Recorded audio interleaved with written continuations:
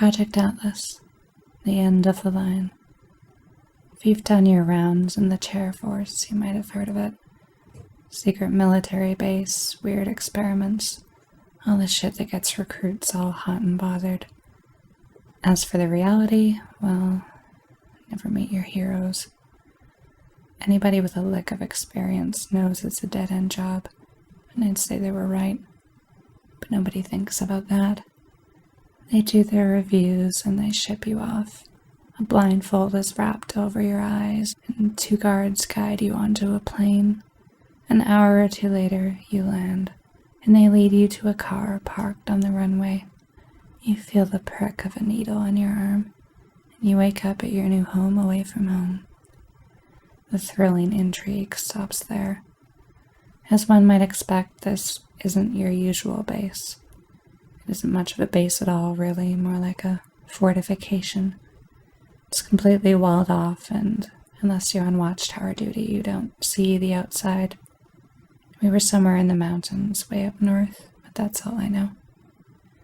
Military personnel live on site in a barracks kept separate from the main installation. Nobody went in there, and if you did, that'd be the last anybody'd ever hear of you. We don't ask questions, we just do our job, and that job is to stand around and look scary.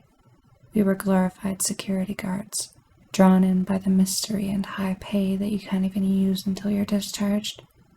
But boredom has a price of its own. A couple weeks went by, and the reality slowly sank in that I would not become a secret agent, and would not be seeing any aliens. Rumors existed, sure, but there were so many going around at that point that it didn't even matter. Even if somebody did know the truth, it's not like anybody would believe them, and the press were wizards of disinformation. It's not all bad in the grand scheme of things, though. My old base, Fort Rousseau, was not the kind of place you expected to show up at when you're fresh out of basic, but I didn't have any illusions about what I was doing. I enlisted because I had nothing else going for me, and intentionally chose a non-combat MOS. I was not a hero, and I had no intentions of fighting back against the monsters of the world. I was just drifting through life, aimless and without any real goals beyond continuing to breathe. I hadn't a clue that the real monsters were right by my side, until one morning came. It was still dark out, and the air was filled with that kind of calm stillness you'd only expect at that hour. I had a friend there, my only friend, really, Jenny. She fixed up any helicopters that landed on base, generally making sure they didn't explode when you hit the ignition. Most folks out there made me feel like shit, because that's what you did to the newbies, I guess. Anybody with rank took a swing at me, and I never had the will to fight back. Call it a negative feedback loop. It was morning, dark, and I couldn't sleep, but they were pretty lenient there, so I went outside for a walk. Anybody else in my barracks still passed out from the training of the day before. It was nice, really. I've always had a thing for morning walks. There's just something peaceful about them that's hard to get anywhere else. I think it's the lack of people. Maybe 20 minutes passed, and I'm about to turn back when I hear this noise. It was a kind of squealing, like from an animal caught in a trap. I remember thinking of the rabbits in the forest out back when I was a kid. They get caught in the snares, and they'd make the most horrible sound you'd ever heard. I'd go around a corner or two and wind up at an old storage hangar. I peek through the window. Jenny's on the ground trying to scream, being held down by a group of 6 guys that always had their eye on her. I'm looking around, panicking, trying to figure out what to do, when somebody grabs me from behind. He's stronger than me, and he drags me into the hangar, trying to cover my mouth while I'm biting down on his hand, but he just hits me, and I drop. They made me watch them take their turns, and all I felt was absolute powerlessness. I wanted to help her, I wanted to do something, but after a while I just stopped trying to fight it. I gave up. Eventually one of them rose to his feet after it was all over and Jenny was crying and bleeding on the ground. He kicked her in the head with his boots, stomping and kicking over and over again. They left, eventually. Jenny wasn't moving. She was placed into long-term care, brain damage for the rest of her life, and the whole thing was just swept under the rug. People didn't give a shit about enlisted women, and I couldn't do a thing either. Those people were connected, and I couldn't touch them. All they were punished with is being relocated to another base. And I visited her every day until I was transferred, but she didn't know who I was anymore. I guess it didn't really matter at that point. What's done is done. The last real memory I had of her was at the beach, on leave. Just the two of us, sitting down on the shoreline, staring out at the water. I still remember the feeling of the waves gently lapping against the sand, winding between my toes. The water was warm. I thought about ending it all for her one day. That maybe she'd be better off dead. Now, part of me is still beating myself up inside for even thinking that, while the other part's laughing at me for not having the balls to go through with it. I had done it before. There wasn't anything to it. But I didn't. And the next thing I knew, I was at Atlas Station, where every day is a routine. Every day but one. One of the first things we're told when we get there is that when you hear a buzzer over the intercom, you march your ass straight outside and fall in. Like a grade school fire drill with M16s, but that's all they ever were. Drills. We stood in formation in the center of the courtyard, atop a set of sealed aircraft silo doors. The air was cold and humming with a strange electricity. Every hair on my body standing on end like I was bracing for a static shock. The others at my side held deathly still. Me could cut the tension with a knife. We were called to attention, and an officer in a black overcoat approached us. You will now be taken inside Atlas Station, where you will stand guard at the posts assigned to you, he yelled. You will not leave these posts. If you observe anything unusual while on duty, anything at all, you will immediately report it to your senior officer. If you see visual distortions like sudden flickers of light, you will report it. If you experience nausea or a sense of vertigo, you will report it. Any break from protocol is grounds for immediate discharge. Do you understand? We gave our yes sirs and were led in single file to the towering metal doors, a chill wind rushing through the trees as I gripped my rifle tight. The installation loomed above us, a windowless box of steel and concrete, designed to look as uninviting as physically possible. The doors opened with a hiss, and we stepped inside, entering a brightly lit reception area where every surface was tiled with a clean white plastic that gleamed with an unnatural sterility.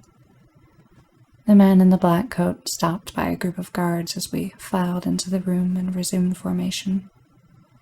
You will be called by name, he yelled, turning to face us. You will step forward and will be led to your assigned post. If I did not make myself clear, you will not leave this post for any reason. If you need to use the washroom, you will notify your escort, and do so now, as you will not be able to again for the duration of your assignment. No exceptions. You shit your pants if you really have to.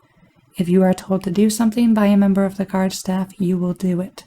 If a member of the staff is in danger, you will remove that danger. You will be relieved in approximately 5 hours. Do you understand?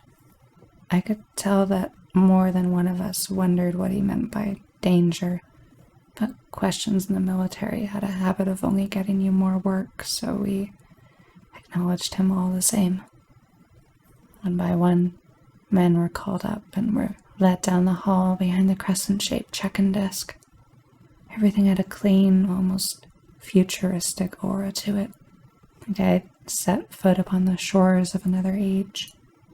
"Corporal Ethan Ramirez," the man called. I stepped forward and was met by one of the guards, who led me around the desk and through a long, white hall before coming to a large, gated elevator. As I looked at the numbered control panel inside, the true expanse of the installation began to dawn on me. The floor numbers went far into the negatives, down to the low hundreds. The bulk of the structure was below ground. A part of me felt like a kid again, reliving the excitement I had felt when I first took the job. But something was wrong. I felt nervous, almost afraid, but I didn't know why. The guard hit a key on the panel and we began the long ride down. "So, what's so special about today?" I asked. He stared at me for a moment, giving me the kind of look you only have when you want somebody to shut their mouth. Taking the hint, I remained silent for the rest of the way, listening to the slow shift of the cables above. The deeper we traveled, the more the anxiety grew within me, evolving into a lingering dread. I imagined it was a lot like how a prey animal would feel, grazing in the field as the eyes of a predator fall upon them. They run out of instinct, but they never know why. They never know how much danger they were truly in. When we reached our destination, the gate slid open, revealing another hallway with a single door at the end, everything coated in the same sheen of unblemished plastic. The lights in the hall flickered as we walked, rousing a look of caution on the guard's face. He was scared of something, but I knew my questions wouldn't get any answers. The door opened with a hiss, and I was led into a massive chamber, lined with immense, sweeping cables and a ring of control consoles manned by teams of researchers. In the center, a looming reactor hummed with power, the air lensing around its intricate design. "Your post is here by the door," said the guard. "Nobody leaves for the duration of your assignment, by penalty of deadly force. Any additional orders will be broadcast over the PA system or your radio." With that, he left. I turned to face the room, scanning the advanced machinery that surrounded me. I began to silently debate myself over whether or not I really just heard him say penalty of deadly force. Did he seriously expect me to shoot anybody that wanted to leave? The PA system flared to life on the speakers above with a high-pitched whine. "To all participating stations," the man announced. "The project will begin in 5 minutes. Please ensure that all nodes are running at full capacity and will be well underway. In the event of an anomaly, all nodes will be required to power down when notified. All visiting personnel at Atlas Station are again warned to stay in your assigned locations and immediately report any abnormal phenomena." The transmission ended, and the steady patter of keyboards filled the room. The researchers looked increasingly nervous, if not outright terrified of whatever was about to happen. Sweat dripping down my brow, my eyes panned across the room as the minutes passed. A feeling of impending doom weighing down on me. The lights dimmed for a moment before powering back on again, and a low hum resonated throughout the structure. A man got up from his chair and made a break for the door, a look of utter terror etched on his face. I moved to block him and quickly restrained him as he slammed into me. "Get back over there," I said. "I'm sorry, but I can't let you leave." "Get the fuck out of my way," he screamed, attempting to hit me. "We're gonna die, you fuck. Now move." I pushed him back, and he grabbed hold of my rifle, fingers wrapping around the grip as he pulled the trigger. I knocked the barrel aside as shots cracked through the air and ricocheted off the ground, nearly deafening me as I pried his hands off the weapon and threw a hard hook to his jaw. The blow knocked the teeth from his mouth in a spatter of blood, and he stumbled back. I leveled my sights on him, but he was still determined to get past me. "Stay where you are," I said. finger tensing upon the trigger as everyone in the room stared at me intently. "Stay back." The walls around us began to shake, and terror filled the man's eyes. He charged at me, and I pulled the trigger, firing a 3-round burst through his heart. He dropped at my feet, clutching his chest in shock before quickly falling unconscious.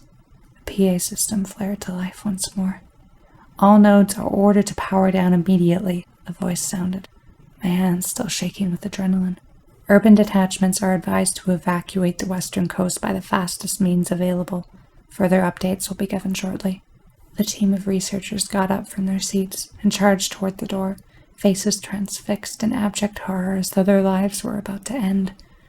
I jumped aside as they stampeded past me and poured into the hallway, unwilling to fire upon another person. "What's going on?" I yelled at them. Nobody answered, their minds solely focused on getting away from whatever it was that frightened them. Possibilities flashed through my mind as I debated running. They could kill me if I run, but if something bad's about to happen, I could die anyway. The PA system screeched on again as the growing hum trembled through the walls. "Atlas is down, people," yelled a different man. "I repeat, Atlas is down. All personnel detachments are urged to escape to the eastern hemisphere. The coastline is about to be—" The facility began to violently shake, cutting off the speaker. I dashed out into the crowded hallway, adrenaline pumping through my veins as the screaming researchers mindlessly clawed at the grating of the elevator shaft, hoping for an exit that would never come. The ceiling began to crack, a fissure splitting through the plastic and the concrete beneath it, as debris tumbled and sparked down the elevator shaft. All at once, a surge of pain rushed through my body, every muscle seizing and contracting as I collapsed to the floor in absolute agony. It felt like every nerve in my body was on fire, boiling my blood as the numbing heat crept through my bones and shot into the roots of my teeth. I screamed until my throat was raw, but the pain only intensified, until at last I blacked out. I remember dreaming of the color white, flowing like fabric upon the shadowy air with a viscous liquidity. A low drone hummed within my mind, and I felt a primal, instinctual fear overtake me as streaks of blood began to stain the currents of the angelic veil, sweeping through the folds like great rivers of crimson death before fading to an unyielding blackness. I awoke, and my eyes opened to a blurry haze of color, the pain from before fading into nothingness. Confused and disoriented, I scanned my surroundings, the broken white hallway slowly worming its way back into my field of view. I was floating, pressed against the ceiling and staring down at the floor. My rifle was gone. A surge of adrenaline flooding into my veins, I looked around in a panic to see the petrified human figures that reached out from the walls, coated in an amalgam of plastic, metal, and concrete, as their screaming faces were frozen forever in horror. The researchers were gone, and their bodies had somehow melded with the structure. The air was thick, almost syrupy, and difficult to breathe, like I was swimming through some malign interpretation of water. I pushed back at the broken ceiling, sending myself flying softly toward the elevator before stopping 6 feet away. The grating had been torn aside, the grasping hands of a petrified woman reaching up from the rim. Everything looked as though it had been suddenly liquefied, only to be reconstituted before it could fall too far out of a logical alignment, scarring every surface with a snaking, drooping texture. "Hello?" I called out, my voice muted, as though it had no echo. "Is anyone there?" Only the cold silence of the station responded. Everyone was gone. Everyone except for me. I made a stroking motion through the space ahead of me, pulling myself forward again until I gently collided with the back wall of the shadowy elevator shaft, the failing lights of every floor flickering in the distance above and below. I felt completely and utterly alone in that moment, the overpowering atmosphere of isolation weighing upon my mind. It felt like the planet had been jettisoned from the solar system, hurtling through the darkness of the void like an insignificant speck upon the cosmic winds.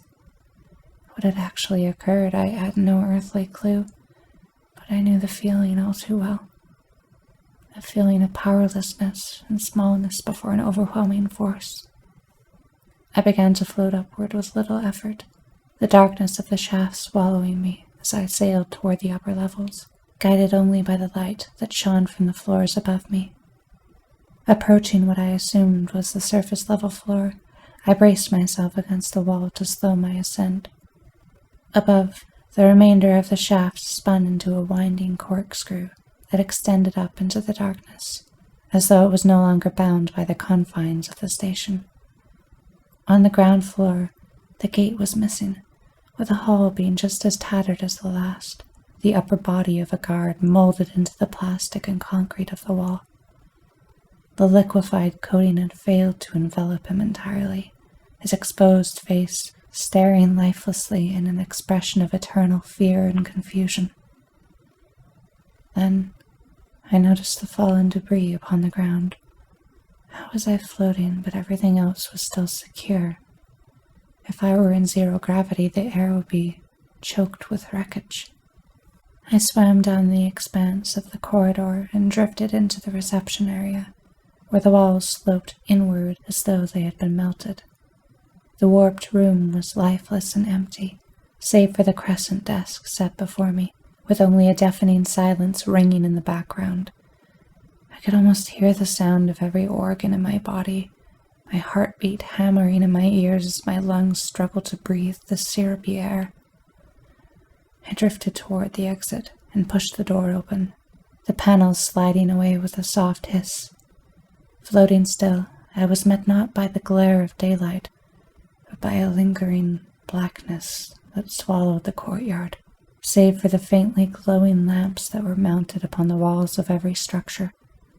Looking out onto the field, the sparsely lit grass had been warped into pyramidal needles of petrified earth, jutting up from the landscape as they were swallowed by the hungering shadows that wormed their way through the cracks in the light. Turning my gaze to the sky, a feeling of dread immensity washed over me, as though I were an atom staring out into the vastness of space. It was blacker than pitch, with neither sun, moon, nor star suspended in the trembling void. A primal fear began to well up inside me, feeding the aura of malevolence that radiated out from the unforgiving darkness. Unable to take any more, I turned away and retreated inside, quickly closing the door behind me. Turning back to face the room, the deathly silence became more apparent than ever, every shift of movement amplified in the eerie serenity. I felt as though I had to be quiet, like some cosmic aberration would take notice of my presence if I didn't. But still I refused to believe it, berating myself for even considering it. I was alone. The only monsters that existed were of the human variety, and I had seen more than my share of them. In search of any other survivors, I swam back to the elevator shaft and sank 6 floors down, entering another hallway. The door at the end had been ripped into several pieces that were now strewn haphazardly across the floor, sweeping claw marks embedded in the metal as though it had been mauled by a bear. A strange light flickered from beyond, rapidly lashing against the walls in a staccato of trembling shadow.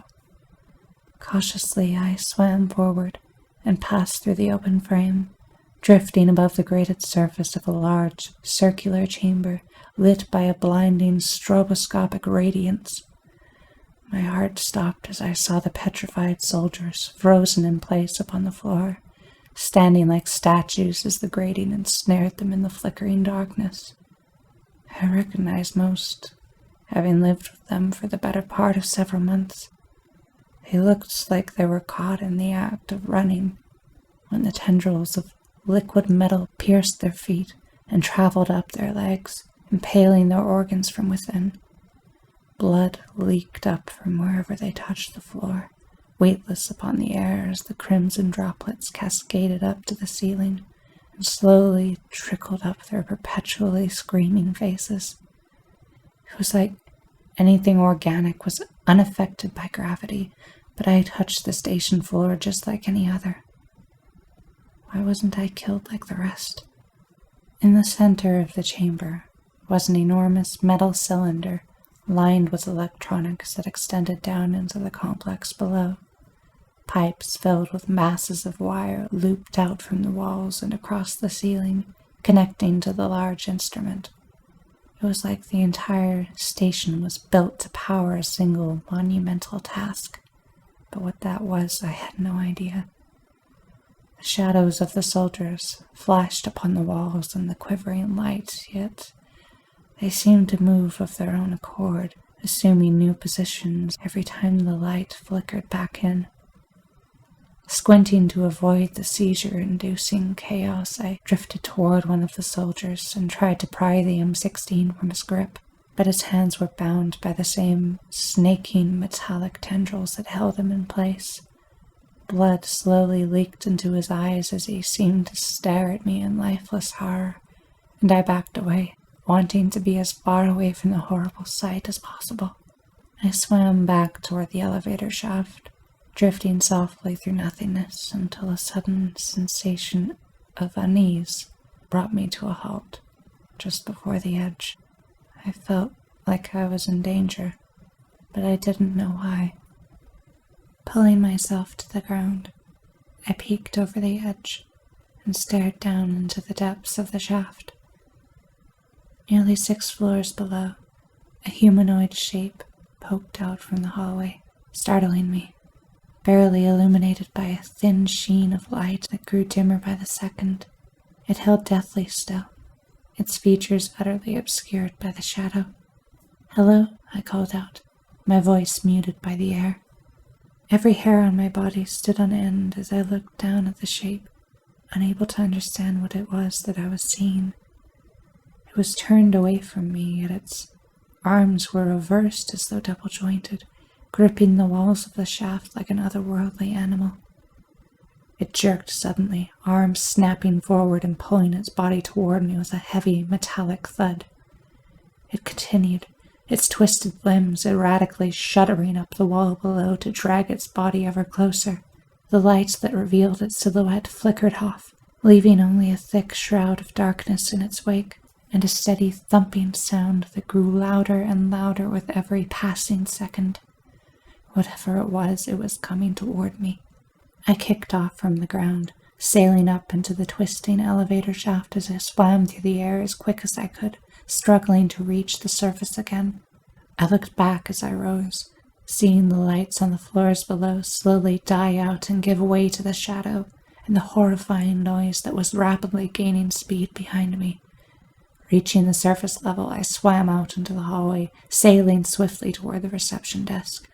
Frantically pulling myself forward as I shot nervous glances over my shoulder, I entered the lobby, but it was not the room that I remembered. Everything sloped up into an angle that I could barely perceive, hurting my eyes every time I looked at it. And the door at the end was embedded in the wall at a diagonal. A sudden scuttling sounded from somewhere around me, unnerving my senses as I froze still to listen. A soft pattering was echoing from within the ceiling above, like a massive insect was scurrying upon the distended tiles, slowly rising to a steady chorus of fast, clanking noises. Panic overtaking me, I quickly swam toward the exit, nervously scanning the room as I moved. Colliding with the misplaced door, I opened it, once more revealing the muted darkness of the courtyard, which now laid at an angle to match the new position of the door. Drifting forward, a sense of vertigo spun through my mind as I slowly adjusted to the shift in perspective. Dizzy and nauseated, I shut the door behind me and turned to face the barracks, an old concrete 2-story connected to the inner walls of the station, which allowed passage between the watchtowers. I wasn't alone, and I needed protection, some way of defending myself from whatever it was that now stalked me. There was an armory inside the barracks, and if I could reach it, I could take one of the spare rifles. I drifted out onto the empty field, trying to keep my eyes peeled away from the pitch blackness of the sky, a sight that bothered me on a level that I couldn't even begin to explain. Stopping halfway to catch my breath, I inhaled the syrupy air that surrounded me, an act that left me dizzy and nauseated.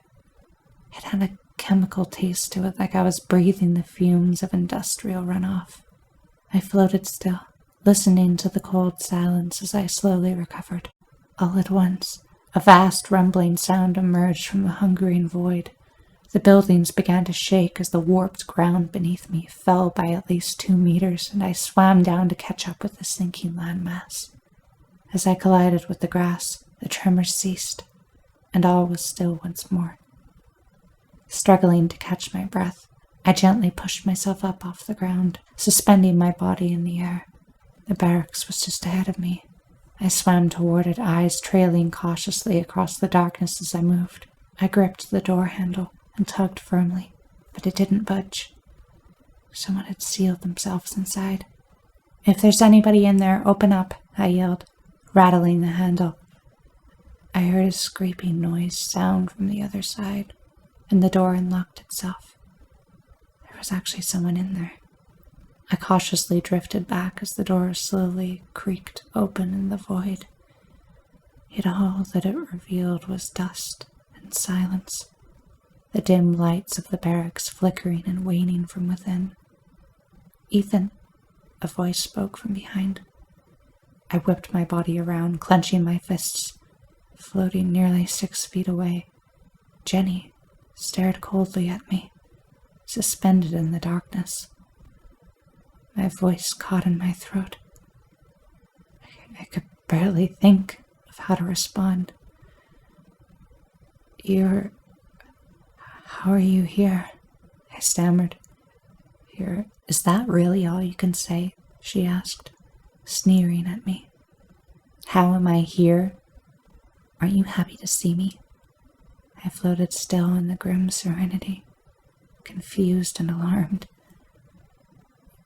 "You were in the hospital," I said in disbelief. You couldn't even feed yourself. And whose fault is that?" she yelled, her voice echoing out into the blackness. "You just watched, so weak and so afraid. You passed them by every day after that, looking away like a coward even when they laughed at you. You gave up." I stared onward, speechless and on the verge of tears. Then I looked closer at her face, and a chill ran down my spine. Her teeth were as sharp as razors, grinning sadistically as her mouth began to ripple and expand, stretching and rolling back her features until her face became a single gaping maw, a black ichor dripping from her jutting fangs.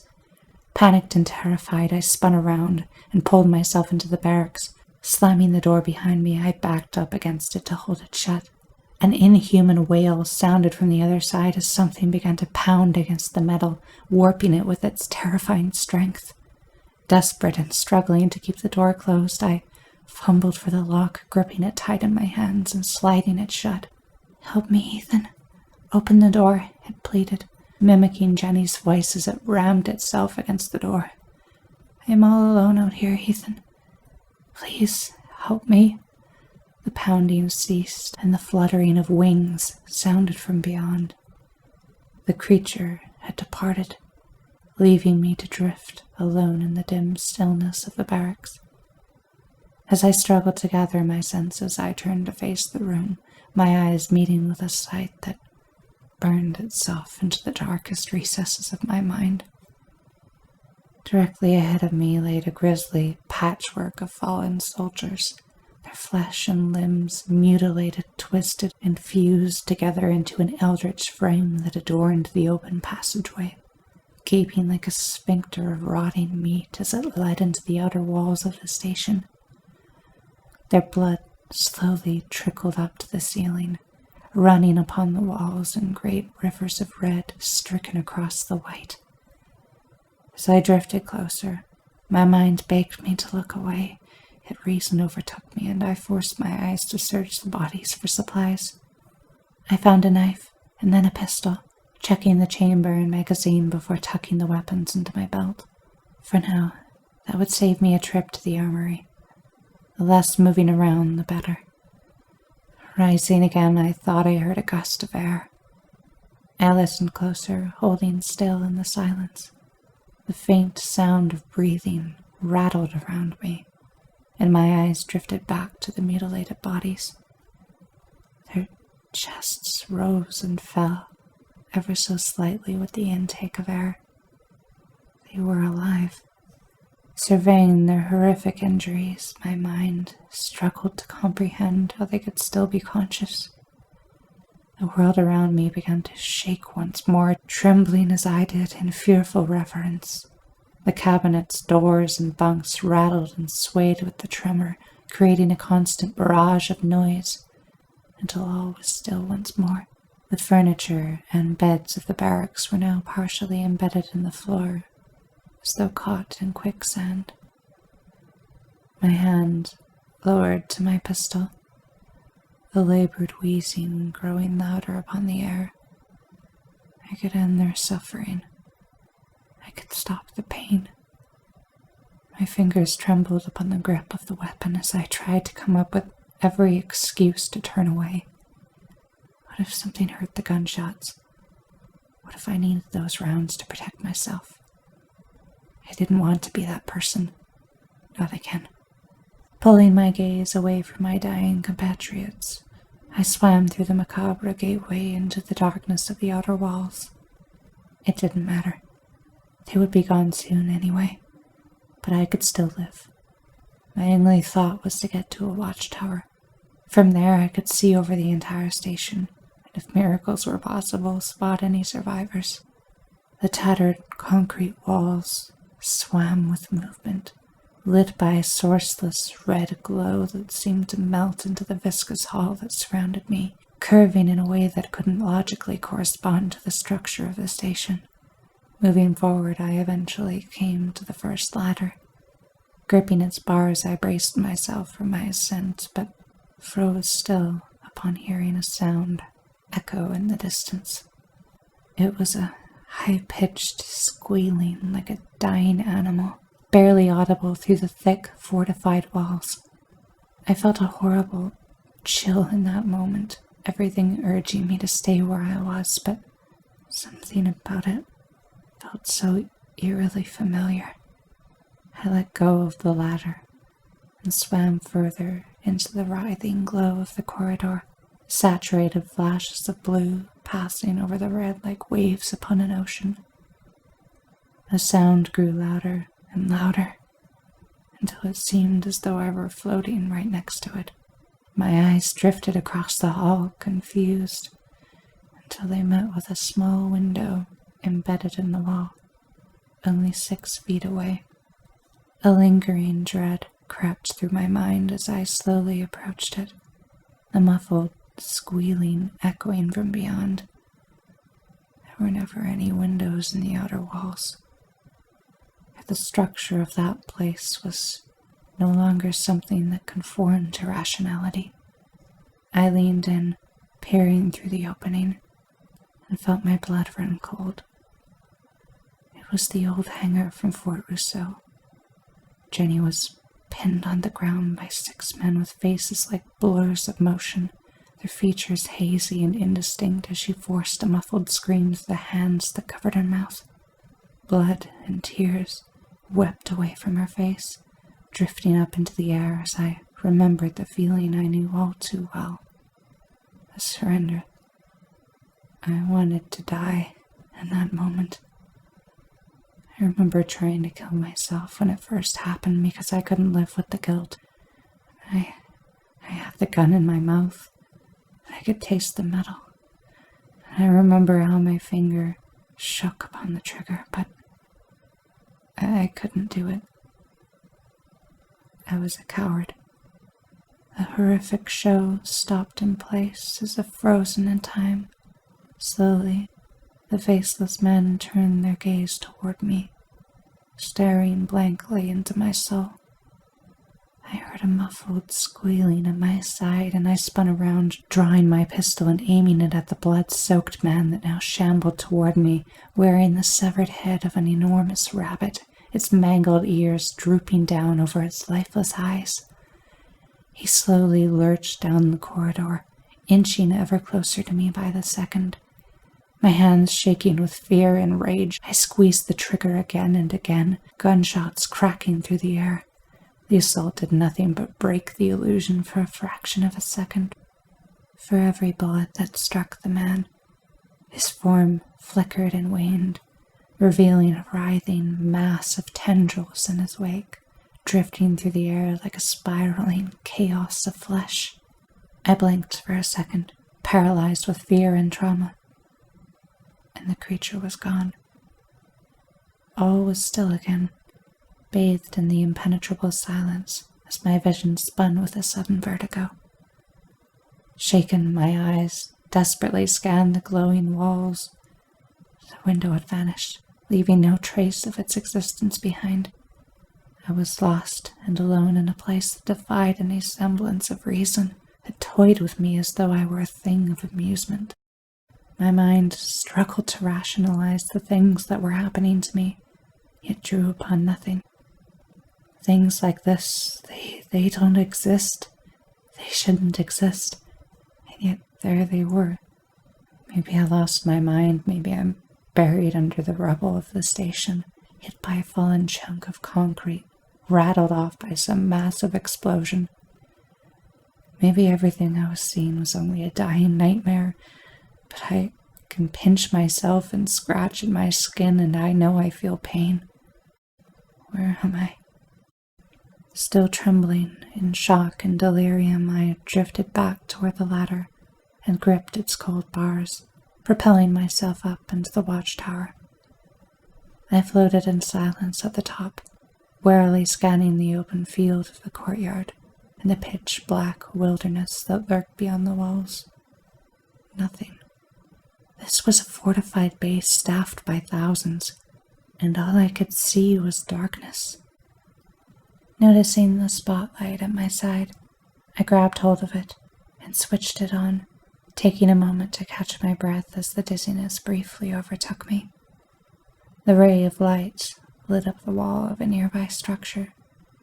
Cautiously, I panned the beam across the field, parting the shadows that enveloped it. The sealed aircraft silo in the center of the courtyard reflected the light off its surface, glistening softly in the waning darkness. I almost thought I saw Jenny dancing upon it, whirling in a dress of blood-stained white, but the mirage fled as quick as it came. A low hum reverberated through the air above me, shaking the watchtower with its deafening resonance. I held deathly still, paralyzed in fear as the silence slowly flooded in again. Gripping the spotlight tight, I angled the beam up to the sky, trembling in terror and anticipating the worst. The void parted to reveal a swarming mass of twitching appendages and winding limbs that blanketed the world above, their blackened skin flowing upon the sky like gasoline upon water.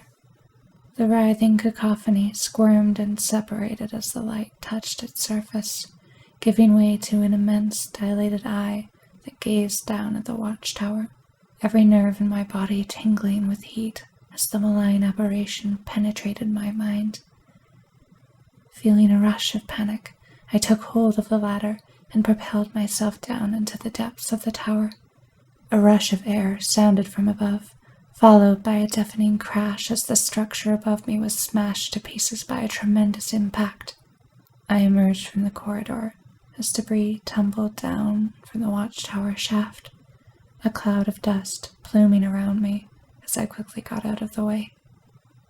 Panicked thoughts raced through my mind as I listened to my heartbeat pound in my ears, terrified and shaken by whatever it was that I had witnessed. I wasn't on Earth. I couldn't have been.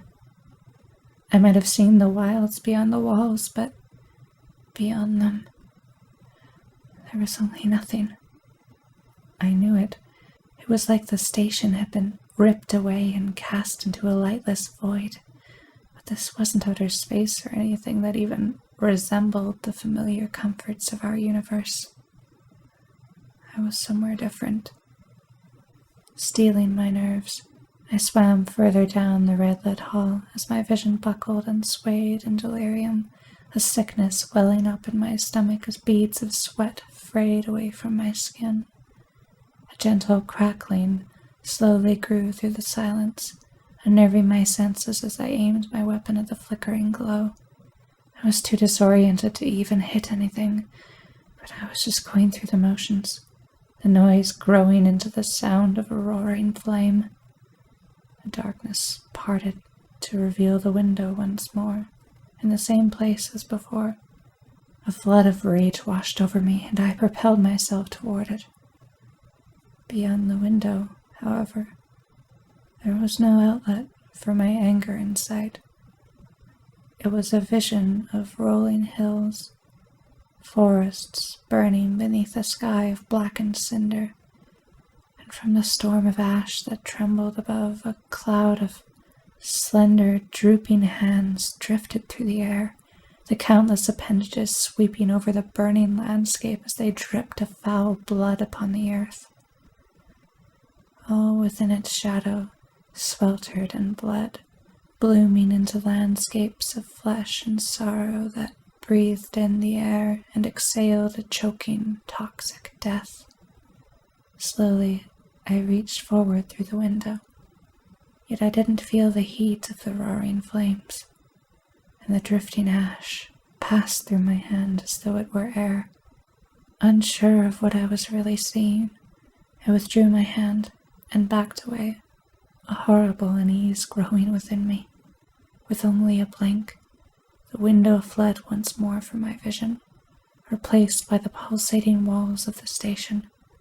Yet from within the cracks and fissures that swept through the viscous concrete, blood ran up across the swimming surface, as though the world itself were slowly bleeding.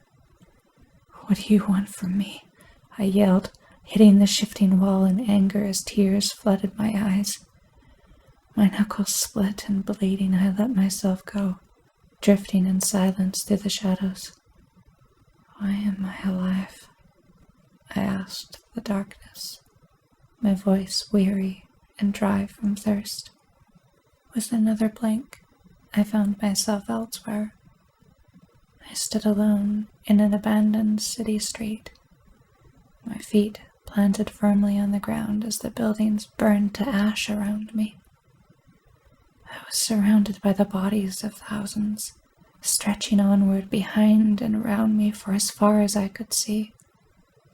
Mutilated and defiled, they laid sprawled across the pavement, eyes wide with fear and distress. The sky, while still marked with streaks of blue, was slowly filling with rolling clouds of violet that muted the sun into a crimson haze, bathing the city in an otherworldly, apocalyptic glow. I stepped forward, wading through the carnage as I suppressed the urge to vomit, gusts of ash and cinder blowing upon the toxic winds. Not a few moments later, the road ahead of me ended, giving way to an endless, dark hole that defied measurement. The city and the world, for as far as I could see, stopped there, severed away in a vast, sweeping curve. The skyscrapers caught on the edge stuck out like splinters in the land, sliced in two as though a section of the earth had vanished into thin air. I could not see the bottom nor the end of the pit, but I could feel the malevolence that stirred within it, its presence seeming more like a wound in the universe than in the planet itself. Peering into the black abyss, I felt the darkness stir. I was back in the glowing corridor again, drifting softly through the viscous air. The walls were now covered in a thick, blood-slicked fur that rippled and swayed in the disorientating madness, the curvature of the corridor beyond twisting and turning like a wave. Dizzy and confused, I gripped my temples as my head spun with pain. Everything told me that I was losing my mind, but it felt real. The way the toxic air filled my lungs, the way the world around me felt heavy and weighted. I didn't know what to believe. I turned around and tucked my gun into my belt, the will to continue seeming nothing more than a pointless effort of prolonging my suffering. Drifting back the way I came, I arrived once more at the barracks. The soldiers, bound and fused in agonizing patterns of gore, still breathed, occasionally letting slip a muffled cry from whatever remained of their mangled lungs. The air was getting harder to breathe, a steady dizziness slowly overtaking me as the levels of oxygen plummeted to nothing. My mind wandered as I stared into the weeping eyes of my friends, drifting from thought to thought in a desperate attempt to escape the moment. When I was young, I lived out in Texas near an Air Force base where my father worked. I stayed with him and my mother for 9 years, until one day my dad walks out on us.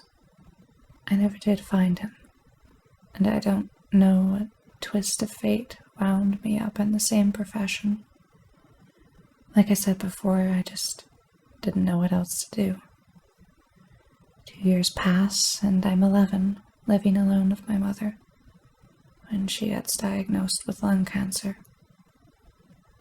Some time passes, nothing works, and the doctors let her visit home for a little bit while my grandpa took care of me.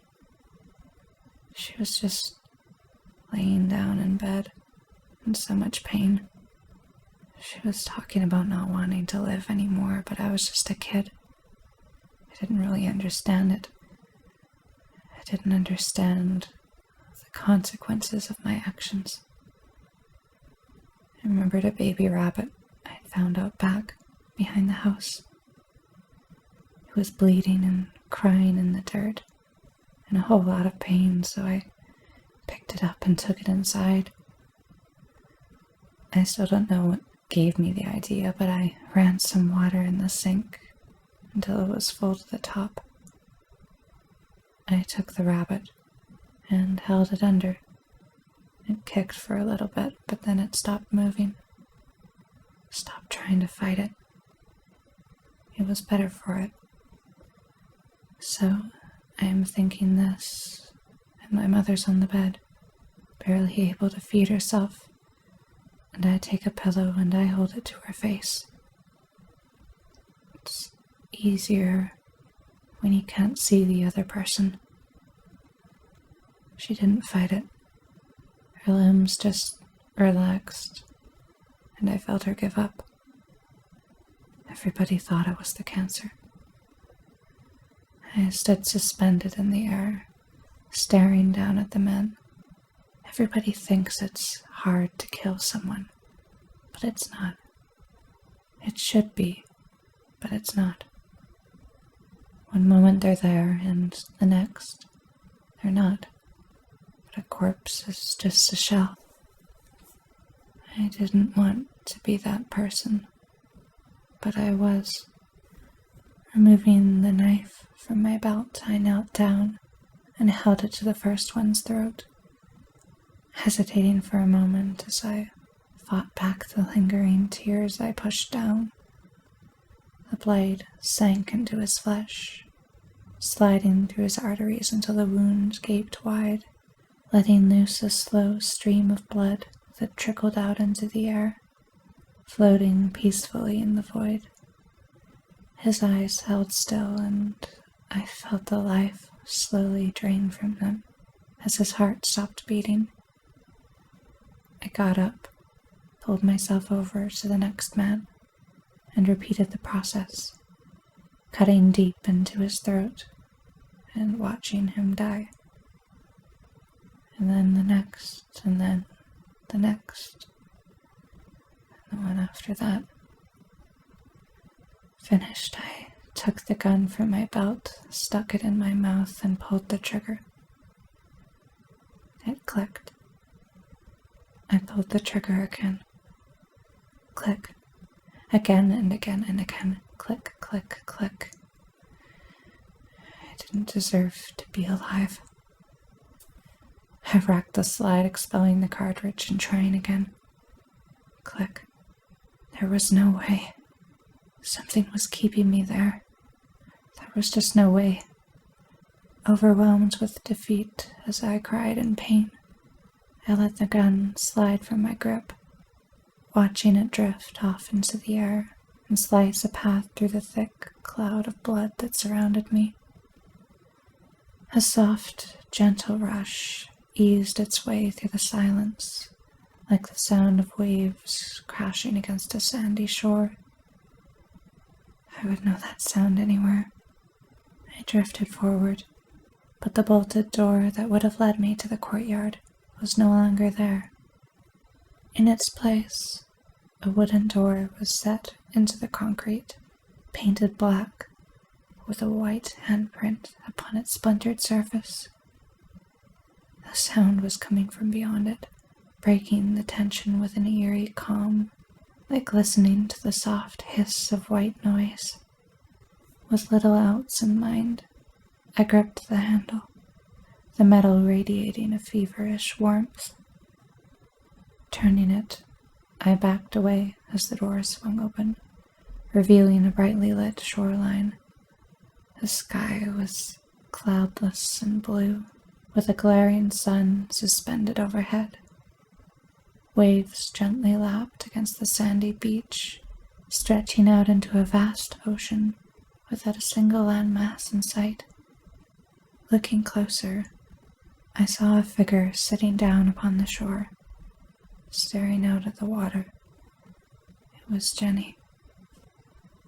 I drifted through the door and shut it behind me. Turning around, the station was no longer there. In its place, a seawall and a distant city. The black door that I had entered through stood alone in its frame, with nothing to support it. I turned back to the water, floating in the calm stillness, the air pressing through my lungs, still thick as syrup.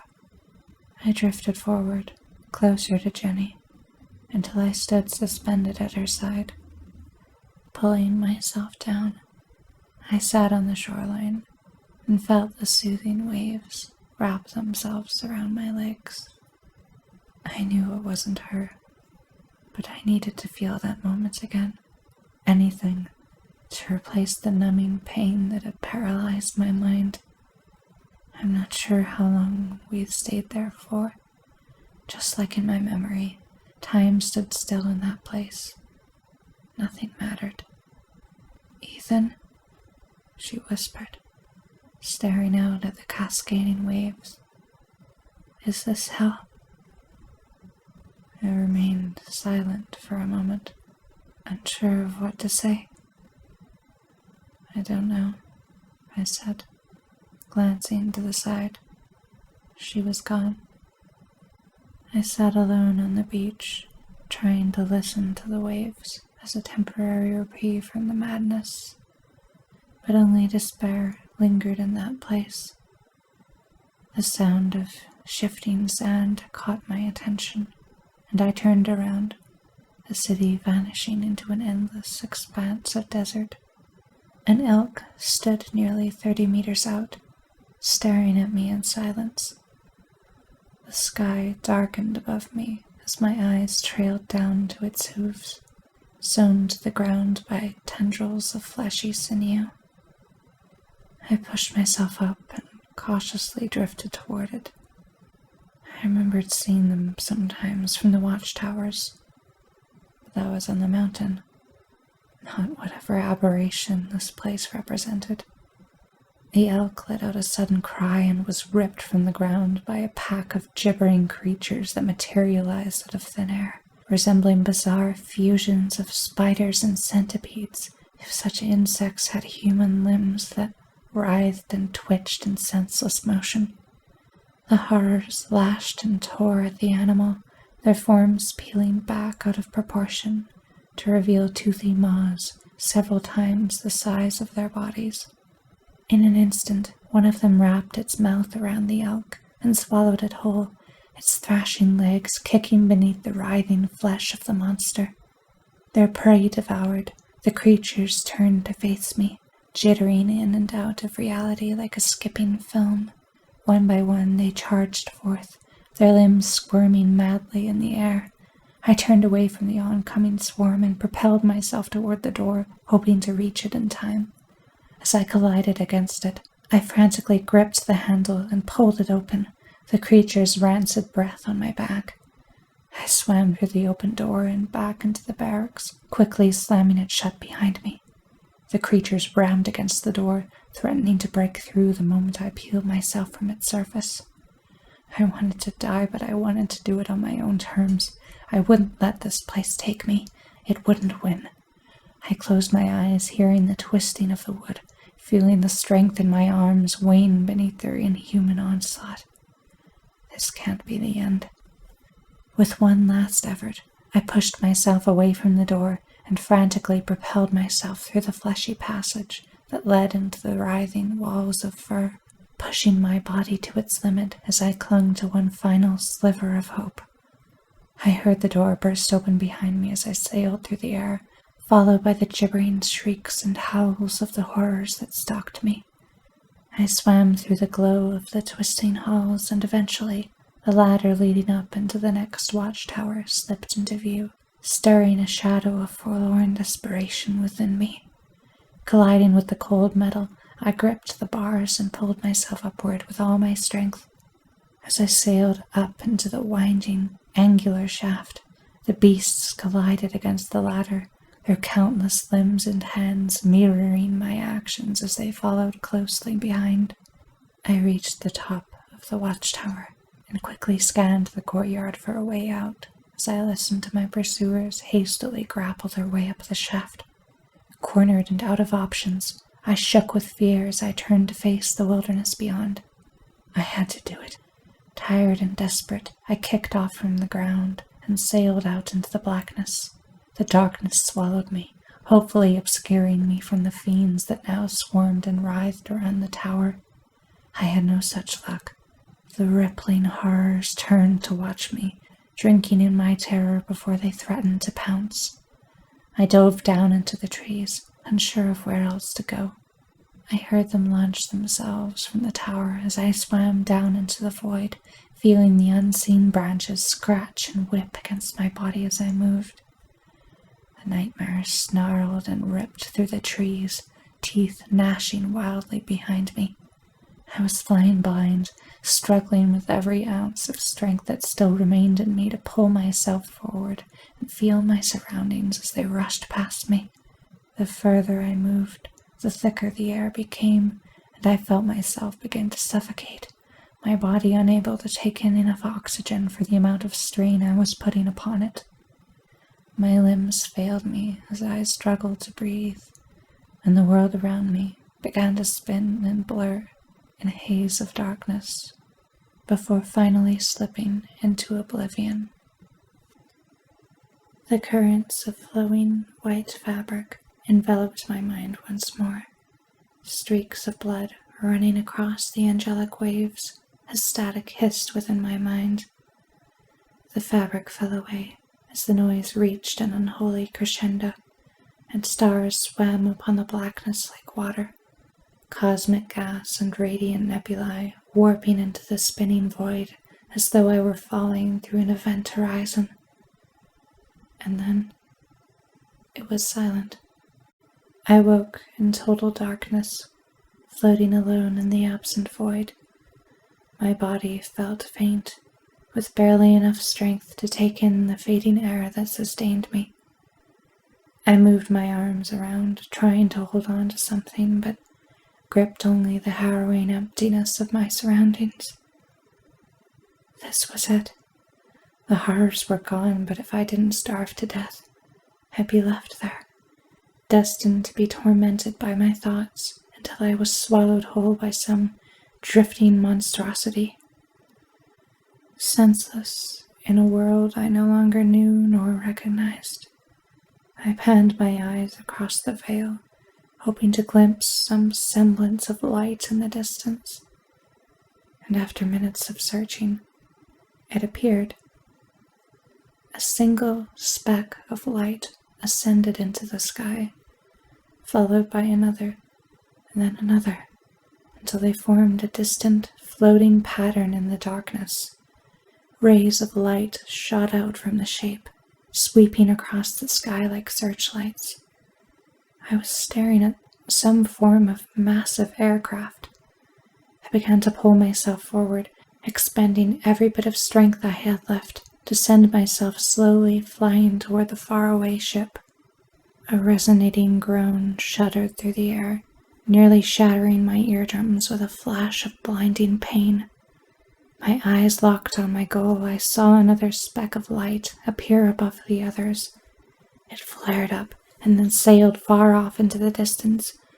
A blinding flash lit the sky on fire, and I looked away. A rumbling boom shocked against me, followed by a wave of rushing heat. Slowly, I turned back and saw the world around me illuminated for the very first time. The remnants of a nuclear explosion lingered in the air, below a floating mass of twitching appendages that flowed upon the sky like a living storm. My eyes trailing down to the landscape ahead, the true horror of my situation began to sink in. Bathed in the red glow of the bomb was the mountain of Atlas Station, set atop a colossal, flaming landmass that drifted alone in the darkness. It was just as I feared.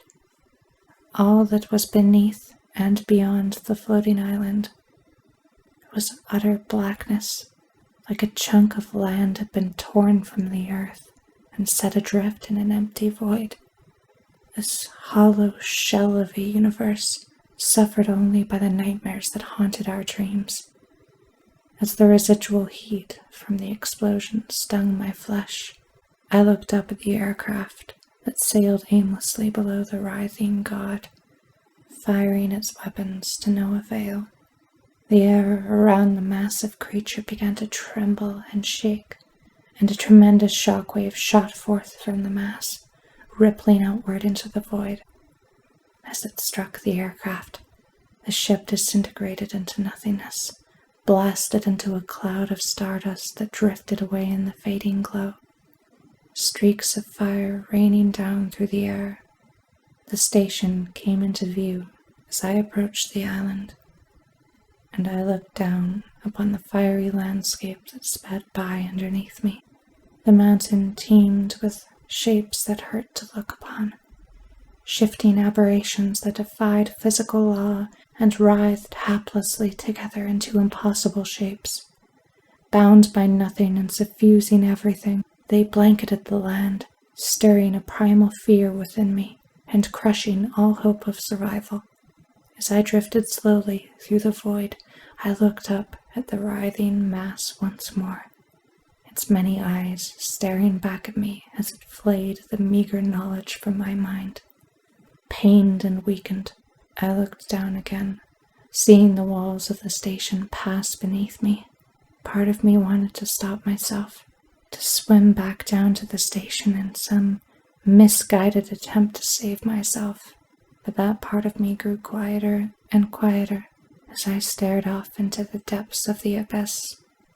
As the glow of the bomb finally faded, I drifted past the burning island and felt the darkness swallow me once again. This was the place where dreams came to die, where all actions are aimless and futile beneath the weight of oblivion. For all our strength, for all our power and technology, in this place, we were nothing. I don't know how long I drifted for. Eventually, I began to lose my conception of time, and my memories faded to a hollow darkness until I was little more than a shell of my former self. I woke upon a sandy shoreline, coughing as a wave rushed against my face and receded back into the ocean. It was night, and the full moon hung low upon the horizon of the empty sea. I had no idea what had happened to me. I got up and started to walk in a crippling delirium, the lights of a town slowly drifting into view through the darkness. I remember the feeling I got when I first saw another person again. I had forgotten what people looked like. I had forgotten a lot of things, suddenly viewing the world through the eyes of a child. But nothing could remove that feeling of emptiness, the paralyzing horror that haunted my mind. The life that I lived would stalk me forever, and though I tried to recover as best I could, this world is not the one I remembered. I tried looking up old friends and places I've been to, but all the names are different. It says Fort Rousseau was abandoned in the 40s, but that couldn't be right. There was nothing about Project Atlas or any damage that had been done to the world, and nobody could find any records of me. I had never even been born. I hope some of you can make sense of this, but I'm not expecting much, and I suppose it doesn't really even matter anymore. I can't erase my own past, and whatever this world, this universe is, there's nothing here for me. I just needed somebody to listen.